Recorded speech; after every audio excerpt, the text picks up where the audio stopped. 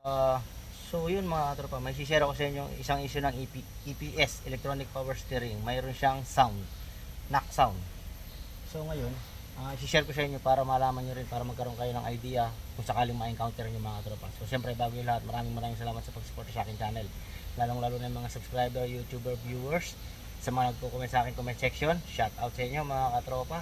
Maraming salamat. So shout out sa Mechanic Group Admin, kay Parang Janjan, kay Parang Louie, kay Sir Peter Tax, at sa mga ibang group admin, sa ating mga members, shout out mga katropa. Ayan, maraming salamat sa pagsuporta. So yun nga, yung issue nito yung EPS may tumutunog when turning to left.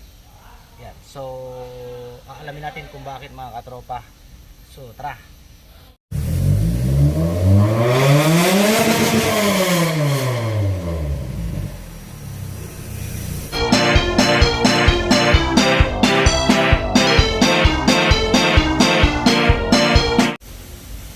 So siyempre bago yung lahat mga katropa, magtatanggal kayo ng battery. Kung dito nakalagay yung wiring ng inyong EPS, kasi sa Peugeot dito nakalagay mga katropa yung kanyang wiring. So ito yung kanyang socket ng Ken High, Ken Low. So dito yung ground, yan yung ground. Dito naman yung supply. Kaya kailangan natin magtanggal ng battery para madukot natin yung ground. Sa ground, nasa likod ng battery kasi nandito yung ating ECU, kaya hindi natin madudukot. Kaya nagtanggal tayo. And then next natin yung ating steering coupling, yung intermediate shaft mga katropa. Ayan yung ating intermediate shaft. Yan, tatanggalin natin yan mga katropa para maibaba natin yung EPS kasi connected. Susunod na natin yung ating tie rod, stabilizer link, tsaka low arm. Di-disconnect natin dito sa ilalim, tsaka yung cross member at ibababa natin para maka-access tayo sa ating EPS. So sa tie rod wala tayong problema, tsaka sa rack end wala tayong problema, left and right. So yung issue niya kasi mga tropa, pag nag full turn ka ng papunta sa left and then mag stop ka, so pag nag wiggle ka ng steering na ganyan, so may tumutunog. So posibleng nasa motor yung problema kasi wala naman tayong issue rito sa ating suspension mga tropa. So alamin natin, kaya natin ibababa yung ating EPS assembly. So ibaba muna natin mga katropa. A few moments later. So ito mga katropa, na ibaba na natin yung ating EPS. Ito yun, electronic power steering. So ito yung kanyang harness papunta rin sa may battery, sinasabi ko kanina mga katropa. Ayan yung i-disconnect natin. So ito yung kanyang motor. Ayan. So titingnan natin kung saan parting tumutunog mga katropa, kasi ito yung kanyang rack end ito. So wala namang problema mga katropa, tsaka yung kanyang tie rod. Ayan, wala naman siyang play. So may tumutunog siya once na naka full turn tayo ng left, tapos stop, tapos i-wiggle natin yung steering, may tok tok tok tok tok, may tumutunog na ganyan mga katropa. So ngayon inspect natin, bubuksan natin tong motor. So dito natin bubuksan yung motor, dito tsaka isa rito. So pag nabuksan na natin, titingnan natin yung kanyang star, rubber boost star. So sa mga Hyundai naman kasi nasa steering yung kanyang motor, tsaka sa Mazda nasa steering din, Toyota nasa steering. So sa Peugeot nasa steering rack. Sa Hyundai steering column assembly nandun, sa Mazda ganun din, sa Toyota ganun din. Nakapagbukas na kasi ako ng ganun mga katropa. So ngayon ito titignan natin kung bakit siya tumutunog. I-share ko sa inyo para magkaroon lang kayo ng idea mga katropa kung bakit siya tumutunog at kung ano naging problema niya, dito ba sa area na to o dito sa area na to. So bubuksan natin mga katropa. Ito nga yung kanyang sensor, yung angle sensor. Ayan, natanggal natin mga katropa yung angle sensor. So papunta rito sa kanyang module. So ito nga pala yung kanyang basta makakita kayo ng ganyan na magkaasawang wire. Ito yung Ken High tsaka Ken Low, yung high speed tsaka low speed. So yung wire na yan ay papunta sa ibang module para magkaroon ng communication mga katropa. Kung magkakaproblema to, so magkakaroon siya ng communication, idadalhin sa ibang module. So sasabihin ng ibang module para magkapunta sa sa ECU. So doon na natin mababasa kung ano yung problema mga katropa. So yung pinaka point dito yung kanyang communication, ito Ken High, Ken Low, high speed tsaka low speed. So yun, natanggal na natin yung kanyang angle sensor. Yung angle sensor sa ibang unit nasa may steering lang mga katropa. So steering wheel sa taas. So yung sa Peugeot nandito sa baba, nakasama rito sa kanyang assembly rack. Yan mga katropa, nabuksan na natin yung kanyang motor. So ito yung kanyang, pag ginaganyan natin, wala naman siyang play mga katropa, walang ka play. Yan, so gumagalaw yung bracket ng star. So ito yung star natin. So nakita ko rito sa star mga katropa, makintab na yun dito yung pinaka ano niya. Ibig sabihin matigas na tong star, rubber star, yung bushing niya. So kaya hindi na maipit yung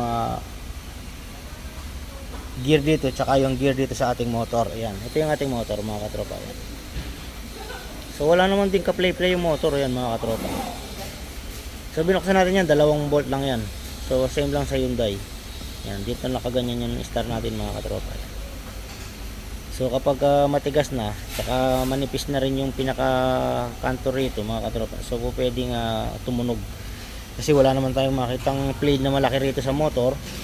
Wala rin plate dito. Yan, walang plate na malaki. Yan mga katropa. So suspect natin star. So sana nga itong star bush lang yung problema. Kung nagkataon na may problema pang iba, so mapipilitan tayong papalitan ng steering assembly yan, tropa. Wala nang pinagkaiba sa Hyundai yan mga katropa, saka sa Toyota. Yung mga may design na mga ganito, Mazda meron ding star yun, Mazda mga katropa. Nagbukas na ako ng Mazda. So ito lang yung pwedeng panggalingan kung wala kayong makitang problema rito sa shop, saka rito sa rack, saka doon sa motor. So ito lang yung pwedeng panggalingan. So papahanap muna tayo ng star mga katropa. Try muna natin palitan, tapos i-install back natin, tapos observe natin. Tingnan natin kung mawawala yung tunog. Kahit pipigilan mo to mga katropa, tapos alugin mo rito ganyan, walang ka play mga katropa. Yan. So pag pinigilan mo to, tapos inalog mo to, pag may naramdaman kang play, ibig sabihin dito sa shop may problema yan mga katropa. Yan. So tinesting ko kanina, pinigilan ko to, tapos piniplay kong ganyan, wala man lang ka play mga katropa na nararamdaman. So wala naman tayo bang pagdududahan. Okay yung rack end, walang alog. Okay yung tie rod, walang alog. So ito lang yung pwede natin munang i-testing. Ito yung mura mga katropa. Yung parts na to mura lang, kung meron kayong makukuha. Sa mga Hyundai, Toyota, meron nakukuha nito mga katropa. Alam ko pares lang ng Toyota tsaka Hyundai to, kaya papahanap tayo. Pagdating sa motor naman, freewheeling lang naman to yan mga katropa. Freewheeling lang naman, wala namang play. Yan. Susunod lang yan sa ikot ng ano. Yan mga katropa, papahanap muna tayo ng start. Ito nga mga katropa, nagbukas ako ng isang steering rack. Hindi pareho ng bagong modelo yung ano niya. So dito sa bagong modelo, meron siyang gear na ganyan lang. Tapos dito ipapasok. Yan. Yan lang connection ng dalawa na yan. So ito plastic, nadudurog din to katagalan. Yan. Kaya pag nagka-problema, umiingay. Ito kasi yung complaint nito, ingay yan mga katropa. So ingay din pagka turn light. So mahinang klase yung design na ginawa nila. Plastic mga katropa, kaya mabilis mag-loose. Katagalan pag uminit yan, masisira yung mga gear. So magkakaroon ng problema, iingay. So yan. Gear din yun nandito mga katropa. So hindi parehos, hindi pareho yung ano, kaya hindi ko makakahuyan ng star. Wala pa lang star tong bago. So yun, papahanap na lang tayo ng star. So ito mga tropa, meron tayong nakuhang pang CX5. Try natin. So medyo mataas lang siya ng konti pagdating sa height. Konting-konti lang naman mga katropa yung kanyang ano, taas yan. So testingin natin. So sakto-sakto lang naman, medyo may ano lang dito ng konti. Yan. Lapat naman. So testingin natin sa motor. Sa motor is sakto rin mga katropa yung pang CX5 dito sa ating motor gear. Yan, sakto yan. CX5 star. So ito yung lalagay natin mga katropa, tapos testingin natin. Yan. So ngayon assemblein ko muna mga katropa para ma-testing natin. So yun nga mga katropa, na kompleto na natin yung ating ano, tapos tinest drive natin.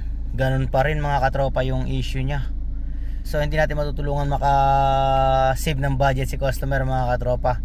Sa loob ng ano talaga yung ingay sa may steering.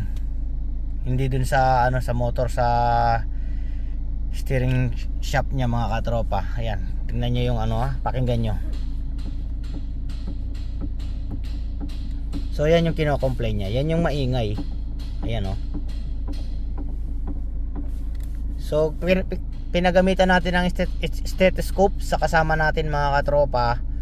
So dinig dun sa ano talaga, sa may steering shop. Ayan, dun mismo yung tunog, may play na yung ano niya dun. Ayan oh, lakas ng tunog mga katropa. So yun nga, yung ginawa natin na yun, na nagpalit tayo ng steering bus, yung Star. So for ano lang, for yun nga, baka makakuha sa hilot, dahil dun murang-mura lang naman yun mga katropa kaysa sa steering rack assembly. So meron naman kasi mga case na dun na nakukuha yung problema. Meron naman na talagang may problema ng steering rack natin, yung EPS, electronic power steering assembly mga katropa. Yun nga yung naging issue nito, meron pa rin. So sasabihin natin, so ganun pa rin, so no choice. So kailangan tayo magpapalit ng steering rack assembly mga katropa. Wala naman tayong makukuhanan ng parts dito. Kung meron isa ron mga katropa, yung total loss, di ko lang alam kung ano yung magiging decision ng boss. So baka ipakuha yung ano, at yun yung gamitin mga katropa. Kaso mahirap tanggalin kasi nasa sulok mga katropa. So pero yun nga, yung issue nito is steering rack mga katropa. Hindi natin nakuha sa ano, sa Star. Yan, sana na mismo sa shop. So yun mga katropa, sana nakakuha kayo ng idea mga katropa sa ating ginawang repair. Pero hindi natin nakuha sa hilot, so wala tayong magagawa mga katropa. So hanggang sa muli, stay safe, stay tuned. God bless, bye. Thank you for watching mga katropa. See you in my next video.